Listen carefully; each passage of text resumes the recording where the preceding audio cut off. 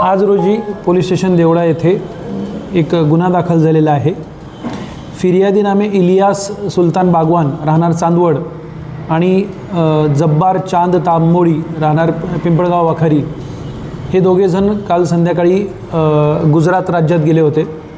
त्या ठिकाणून त्यांनी गुटखा खरेदी केला व ते आभोना मार्गे कळवणवरून देवळ्यामध्ये येत असताना कळवणवरून त्यांचा एक ब्लॅक कलरची स्कॉर्पिओ गाडी पाठलाग करत होती।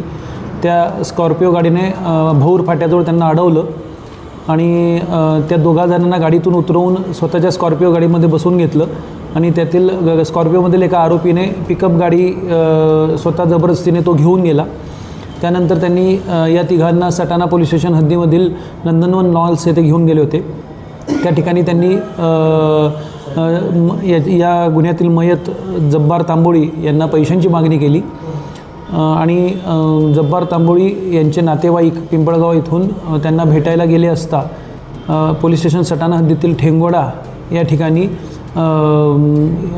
मयत जब्बार तांबोळी आणि यातील आरोपी नामे विलास जगताप यांच्यात वाद झाला आणि या वादामध्ये त्यांच्या झटापटीमध्ये जब्बार तांबोळी हे त्या क्षणी खाली पडले आणि त्यांचा जागीच मृत्यू झाला। या प्रकरणामध्ये आरोपी नामे विलास जगताप राहणार मालेगाव, मोहम्मद शफीक मोहम्मद रफीक राहणार मालेगाव आणि महेश भामरे राहणार तांदळवाडी यांच्यावर भारतीय न्याय संहितेच्या विविध कलमान्वये गुन्हा दाखल करण्यात आलेला आहे। तिन्ही आरोपी पोलिसांच्या ताब्यात आहेत।